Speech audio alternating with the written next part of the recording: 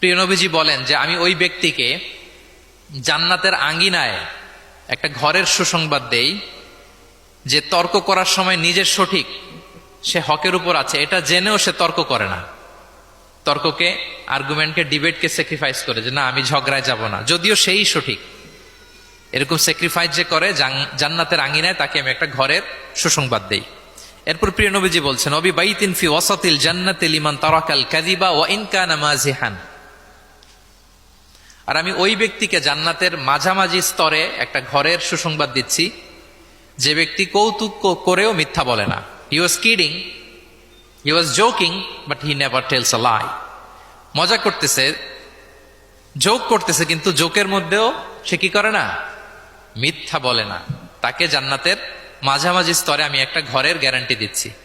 এরপর আল্লাহ রাসূল সাল্লাল্লাহু আলাইহি ওয়াসাল্লাম বলতেছেন ওয়াবি বাইতিন ফি আ'লাল জান্নাতি লিমান হাসানা খুলুকা। আর আমি এট দ্য ভেরি হাই, মানে পিক অফ দ্য প্যারাডাইস, জান্নাতের একেবারে সর্বোচ্চ স্তরে একটা বাসভবনের গ্যারান্টি ওই ব্যক্তিকে দেই যে অন্যের সাথে ভালো আচরণ করে। মানে হাসানা খুলুকা, যে তার চরিত্রটাকে সুন্দর করেছে, যার আচরণটাকে সুন্দর করেছে, যার আচরণটা অমায়িক আচরণ, মাধুর্যপূর্ণ আচরণ, ওই ব্যক্তিকে আমি at the highest peak of paradise, জান্নাতের সর্বোচ্চ চূড়ায় একটা বাসভবনের গ্যারান্টি দিচ্ছি। আল্লাহু আকবার। তাহলে আমার আশেপাশে যারা আছে তাদের সাথে ভালো আচরণ করা, গুড বিহেভিয়ার করা, এটা ছোটখাটো কোনো বিষয় নয়, এটা অনেক গুরুত্বপূর্ণ একটা বিষয়। কিন্তু আমরা অনেক সময় এটা গুরুত্বটা বুঝতে পারি না, এটাকে ছোট করে দেখি। তো সম্মানিত বন্ধুরা, আমরা দেখব যে আমাদের প্রিয় নবীজি অন্যের সাথে কিভাবে আচরণ করেছেন। তিনি শিশুদের সাথে কিভাবে মিশেছেন, প্রাণীর প্রতি ওনার নবীজের আচরণ কেমন ছিল, শিশুদের সাথে কেমন ছিল, নারীদের সাথে কেমন ছিল, সাহাবাদের সাথে কেমন ছিল, কর্মচারীদের সাথে আচরণ কেমন ছিল, নিজের স্ত্রীদের সাথে কেমন ছিল, প্রতিবেশীর সাথে কেমন ছিল, যুদ্ধবন্দীদের সাথে প্রিয় নবীজের আচরণ কেমন ছিল, ভিক্ষুকের সাথে আচরণ কেমন ছিল, এমনকি যুদ্ধের ময়দানে শত্রুদের সাথে প্রিয় নবীজের আচরণ কেমন ছিল।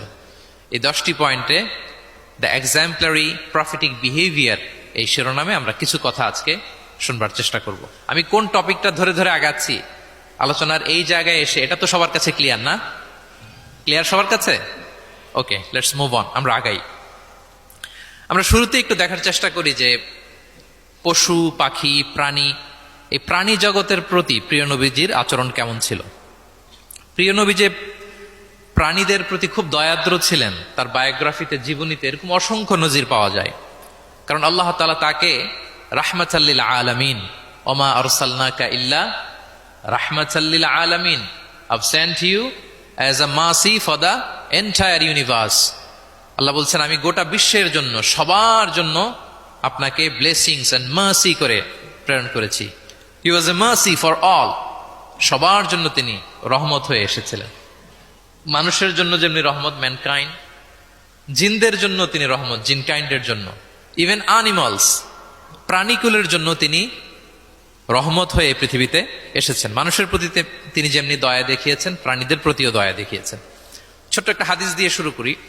আমরা রাসূল সাল্লাল্লাহু আলাইহি ওয়াসাল্লামের এই এক্সাম্পলারি প্রফেটিক বিহেভিয়ার, এটা থ্রু দ্য লেন্স অফ সিরা and through the lens of সুন্নাহ, সুন্নাহর পরতে পরতে, রাসূল সাল্লাল্লাহু আলাইহি ওয়াসাল্লামের সিরাতের পরতে পরতে আমরা দেখবার চেষ্টা করব যে তিনি কেমন আচরণ করতেন সবার সাথে।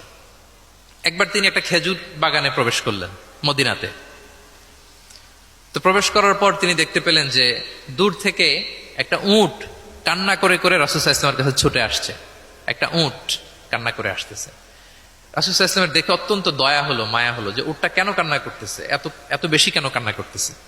আল্লাহ রাসূল সাল্লাল্লাহু আলাইহি ওয়া আলিহি ওয়াসাল্লাম তিনি মমতা ভরে ওনার হাত দিয়ে উটের মাথায় আদর করতে আরম্ভ করলেন।